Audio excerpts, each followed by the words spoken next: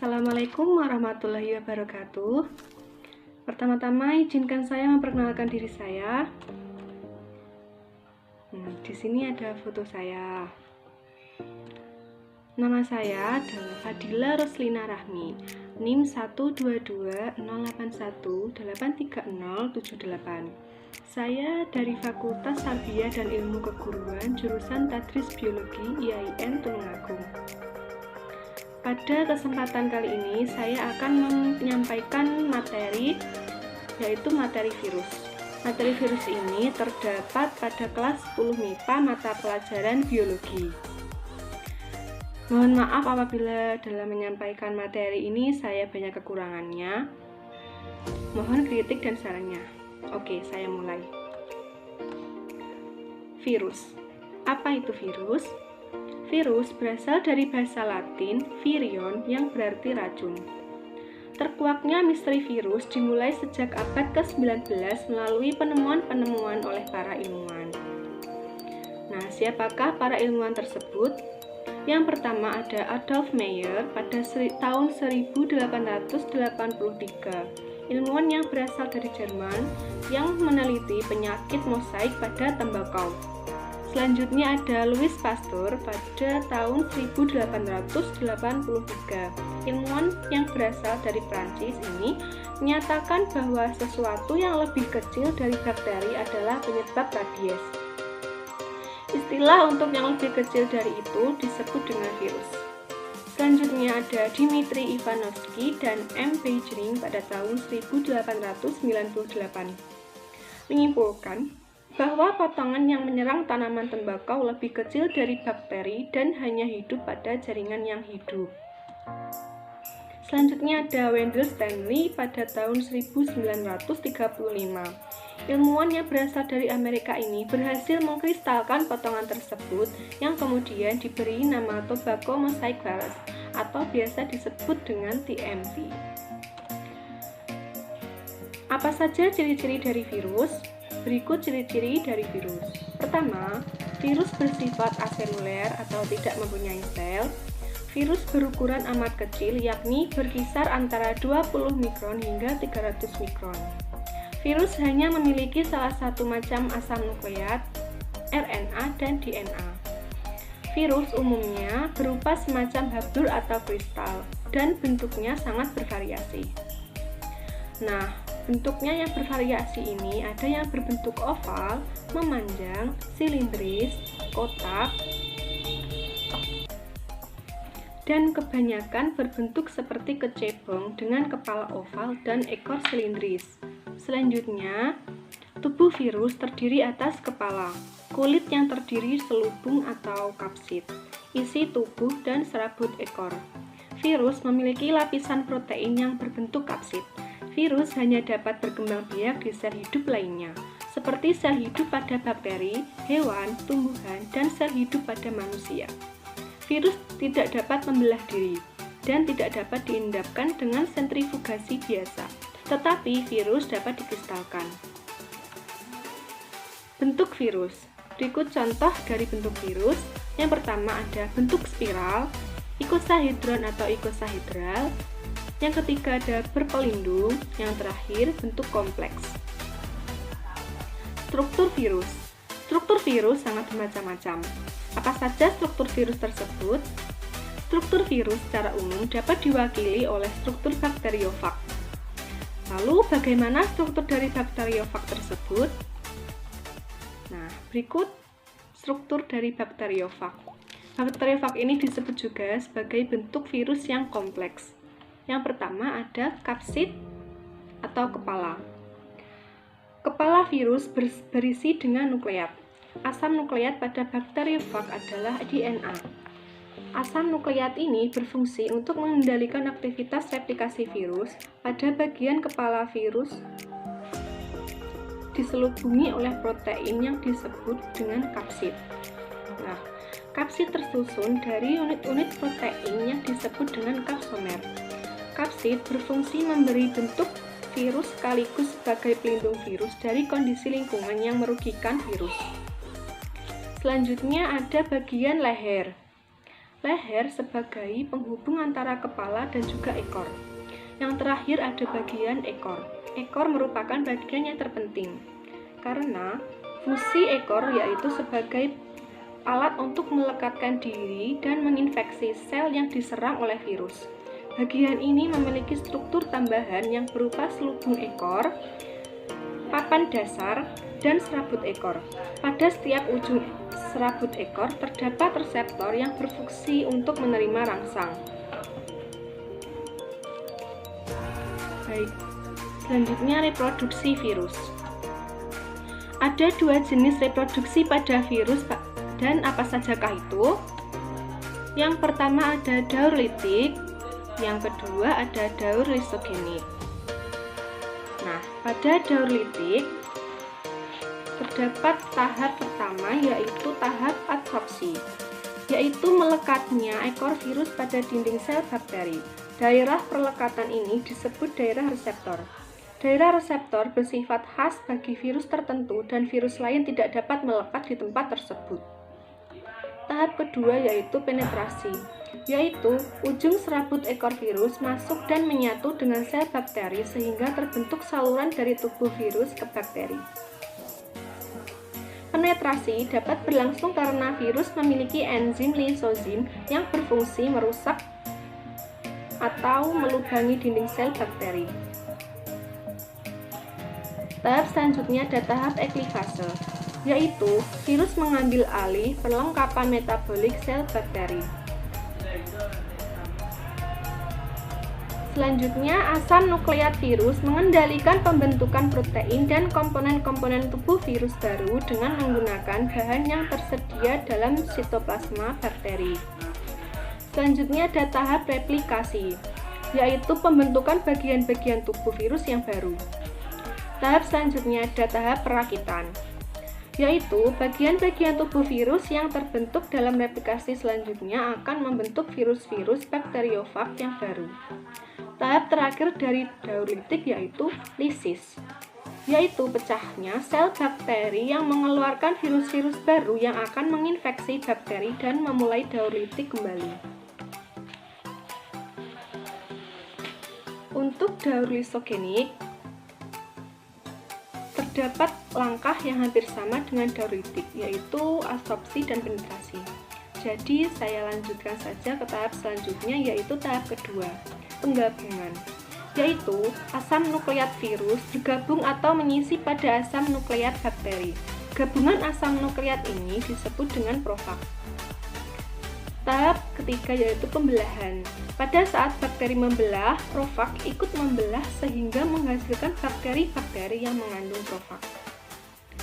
Tahap yang selanjutnya yaitu tahap sintesis, yaitu asam nukleat virus secara alami akan memisahkan diri dari asam nukleat bakteri untuk memasuki daur litik.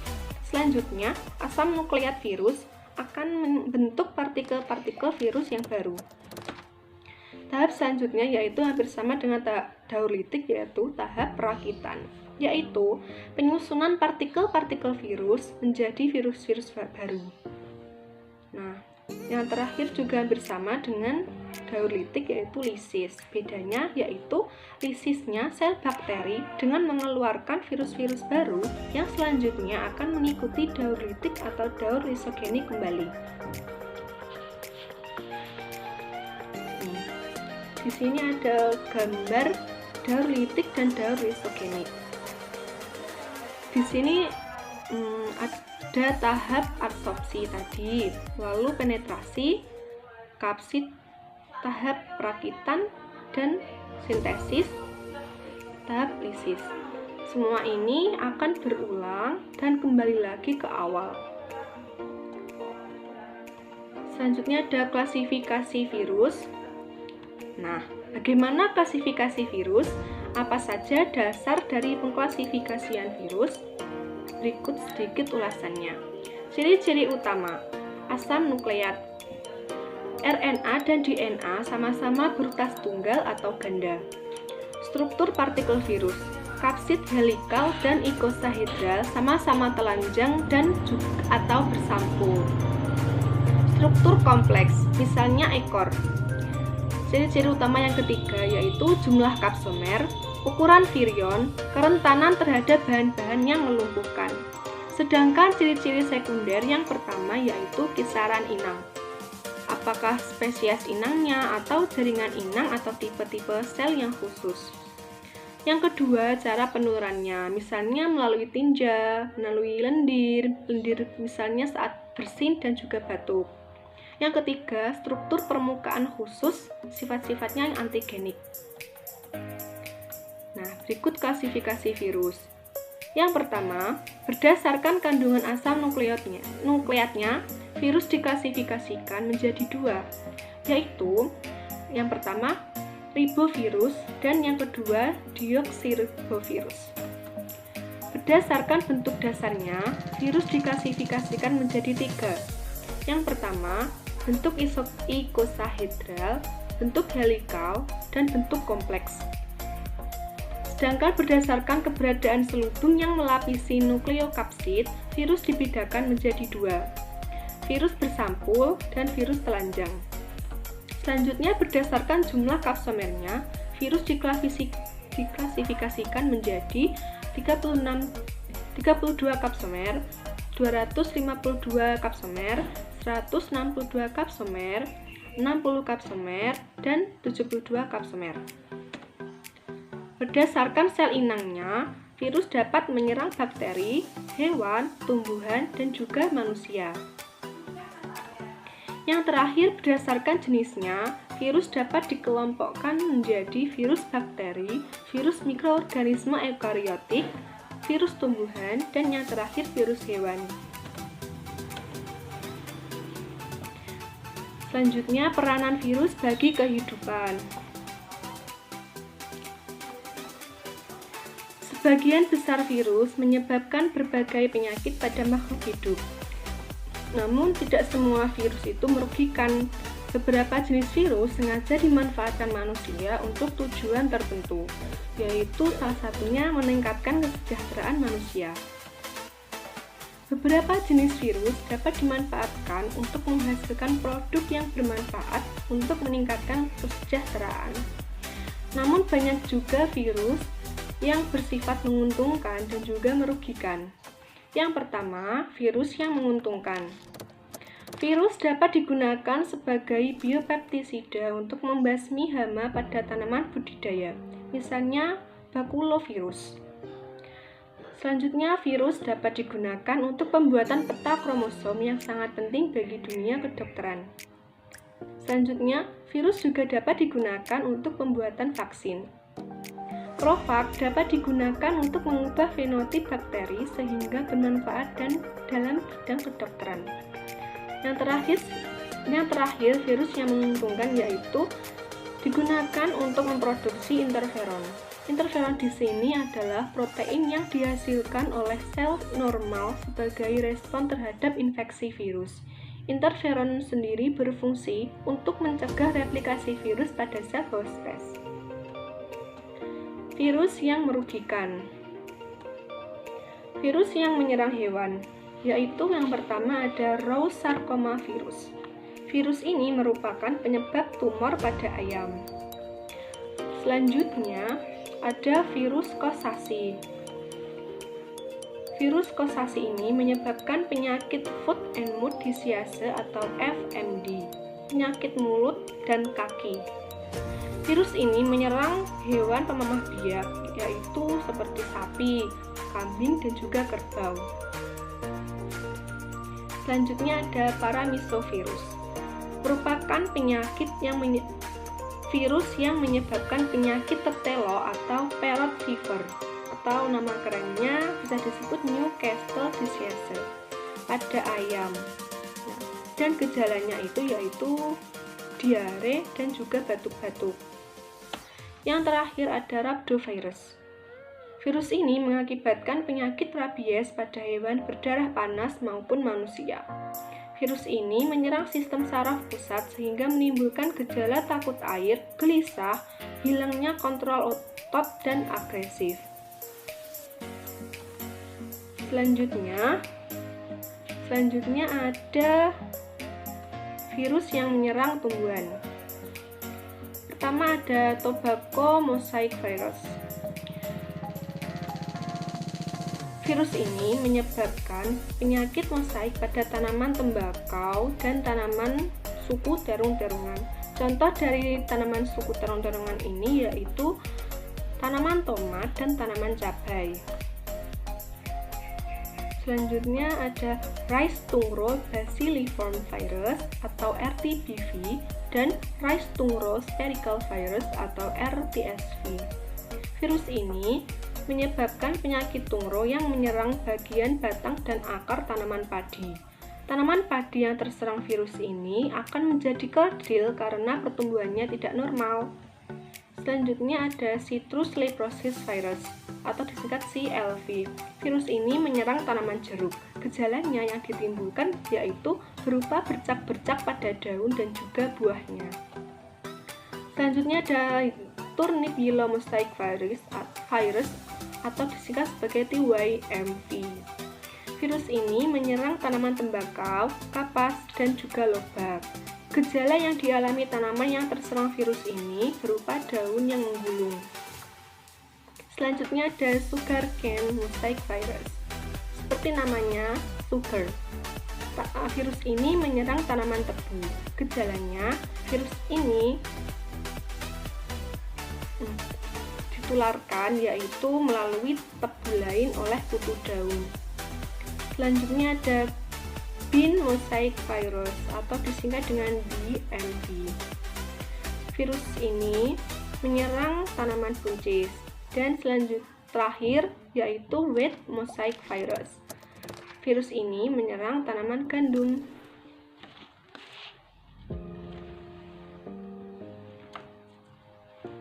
Selanjutnya, virus yang menyerang manusia. Yang pertama ada picornavirus. Virus ini merupakan penyebab penyakit polio. Virus ini serang menyerang anak-anak. Gejala yang ditimbulkan adalah demam tinggi, mengantuk, tenggorokan sakit, mual, muntah, sakit kepala, serta tulang belakang dan tulang leher terasa kaku. Selanjutnya ada poxvirus. Poxvirus merupakan penyebab penyakit cacar. Virus ini menyerang sel kulit dan menimbulkan gejala awal seperti demam, batuk, dan juga pilek. Selanjutnya ada mumps virus. Mumps virus merupakan penyebab penyakit gondong. Virus gondong menyerang sel-sel kelenjar ludah sehingga menimbulkan pembengkakan pada bagian telinga, belakangnya telinga. Selanjutnya ada herpes simplex virus. Virus ini menyebabkan penyakit herpes. Virus ini menyerang membran mukus atau lendir di mulut, alat kelamin, dan kulit. Virus dapat masuk ke dalam tubuh melalui luka kecil. Pada bayi, virus ini sering ditularkan oleh ibunya saat melahirkan. Selanjutnya ada orthomysovirus.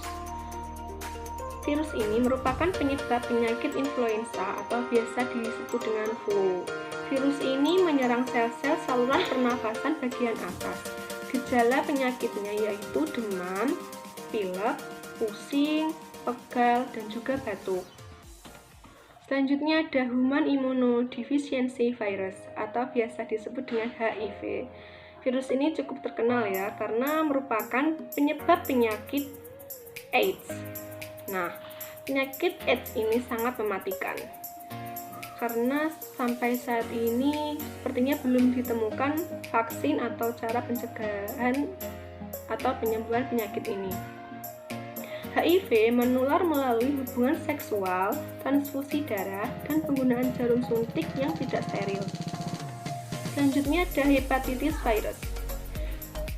Virus ini merupakan penyebab penyakit hepatitis. Virus menyerang sel-sel hati sehingga menimbulkan gejala perut yang membesar dan tubuh penderita berwarna kuning. Selanjutnya ada paramyxovirus.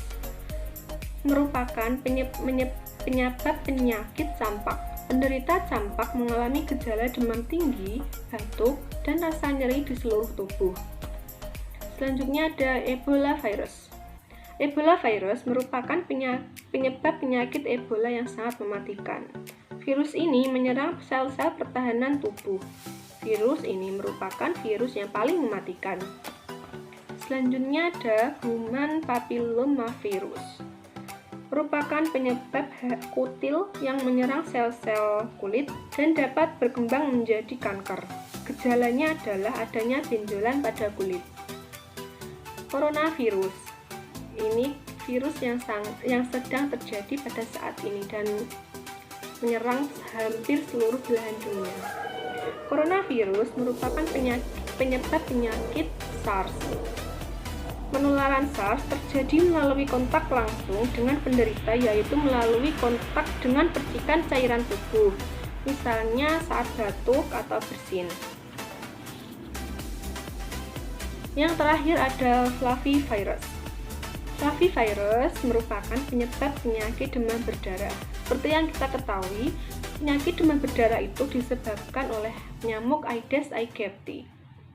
Infeksi flavivirus menyebabkan turunnya jumlah trombosit.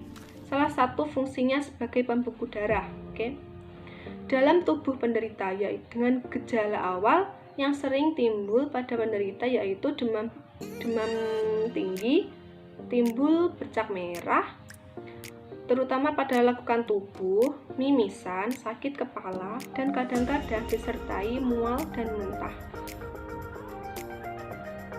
Berikut cara penyebaran dan pengendalian penyakit yang disebabkan oleh virus. Penyakit yang disebabkan oleh virus dapat menular dari penderita ke organisme lain yang sehat.